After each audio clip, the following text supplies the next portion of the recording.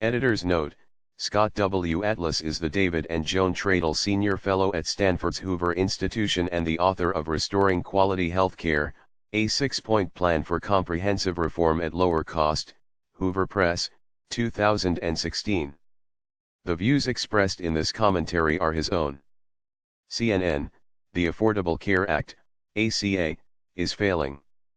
Without regard for consequences, the law expanded government insurance programs and imposed considerable federal authority over U.S. health care via new mandates, regulations, and taxes. Insurance premiums skyrocketed even as deductibles rose. Consumer choices of insurance on state marketplaces have rapidly vanished, and for those with ACA coverage, doctor and hospital choices have narrowed dramatically. Meanwhile, consolidation across the healthcare sector has accelerated at a record pace, portending further harm to consumers, including higher prices of medical care.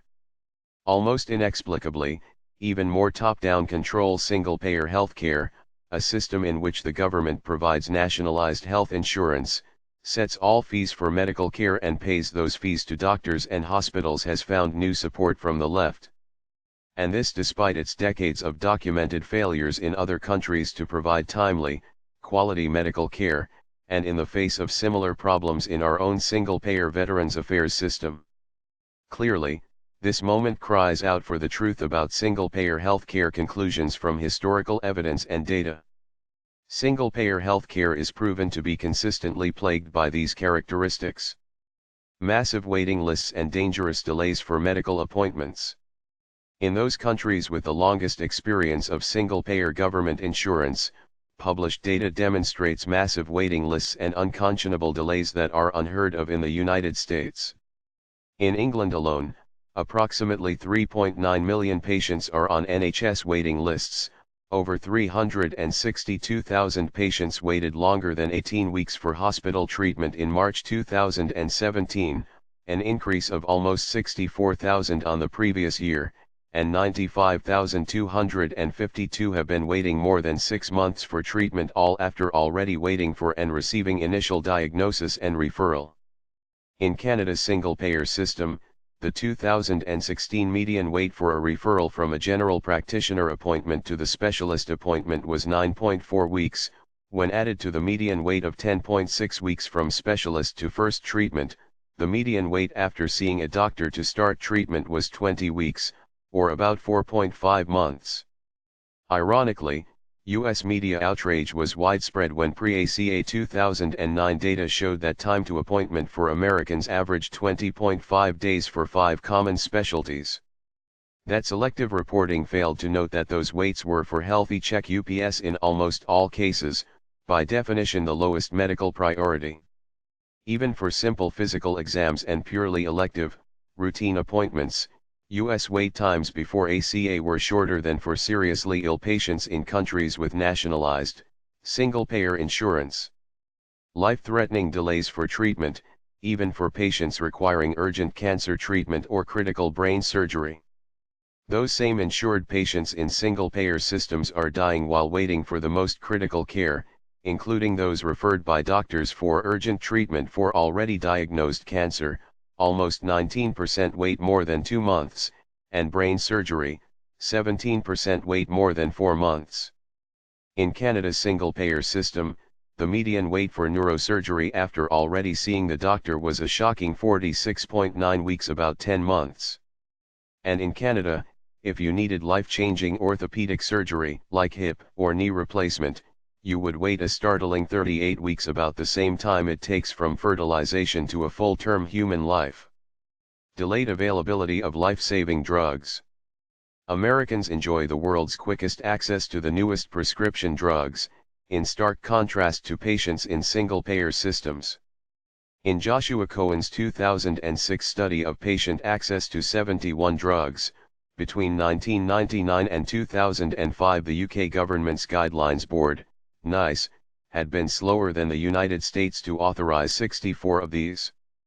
Before the ACA, the United States was by far the most frequent country where new cancer drugs were first launched by a factor of at least 4 compared to any country studied in the previous decade, including Germany, Japan, Switzerland, France, Canada, Italy, and the UK, according to the Annals of Oncology in 2007.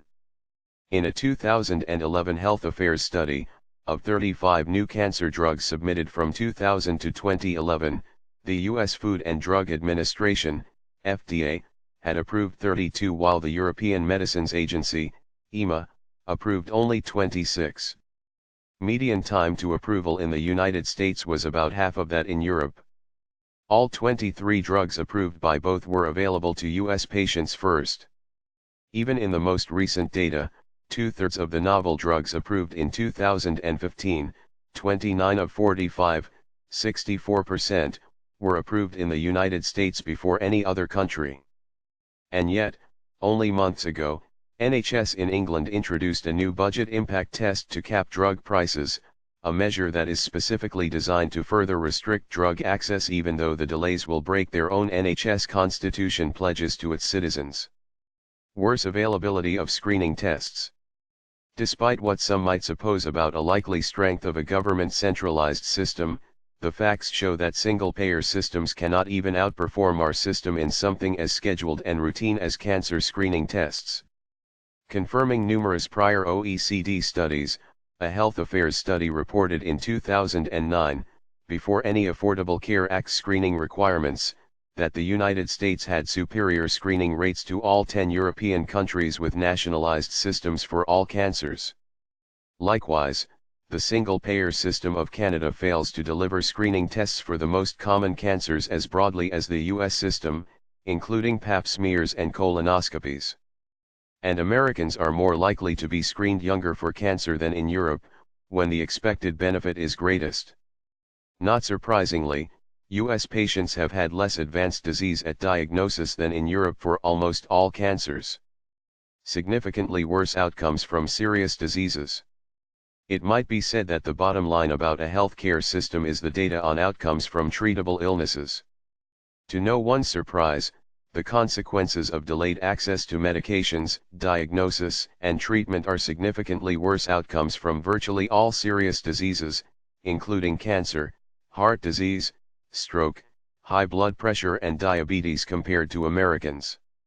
And while some studies have noted that Canadians and Germans, for example, have longer life expectancies and lower infant mortality rates than Americans do, they are misleading.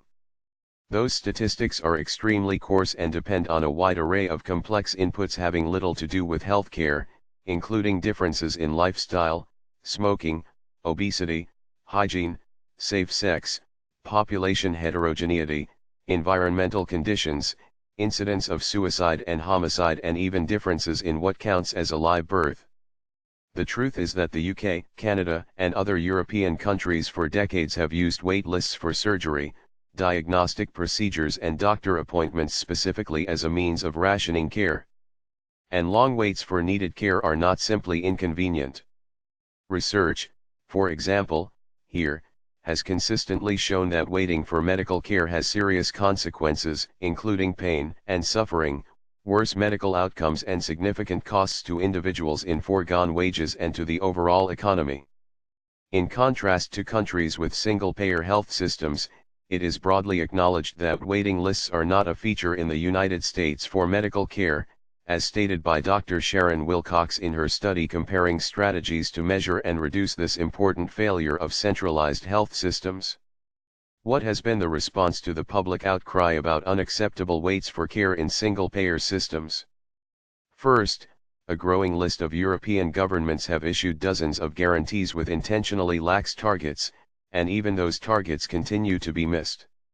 Second, many single-payer systems now funnel taxpayer money to private care to solve their system's inadequacies, just as we now do in our own Veteran Affairs system, and even use taxpayer money for care in other countries. Instead of judging health system reforms by the number of people classified as insured, reforms should focus on making excellent medical care more broadly available and affordable without restricting its use or creating obstacles to future innovation. Reducing the cost of medical care requires creating conditions long proven to bring down prices while improving quality, increasing the supply of medical care, stimulating competition among providers and incentivizing empowered consumers to consider price. Single-payer systems in countries with decades of experience have been proven in numerous peer-reviewed scientific journals to be inferior to the U.S. system in terms of both access and quality. Americans enjoy superior access to health care, whether defined by access to screening, wait times for diagnosis, treatment, or specialists, timeliness of surgery, or availability of technology and drugs.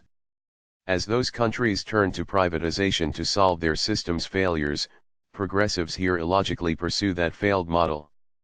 And make no mistake about it, America's most vulnerable, the poor, as well as the middle class, will undoubtedly suffer the most if the system turns to single-payer healthcare, because they will be unable to circumvent that system. View on CNN.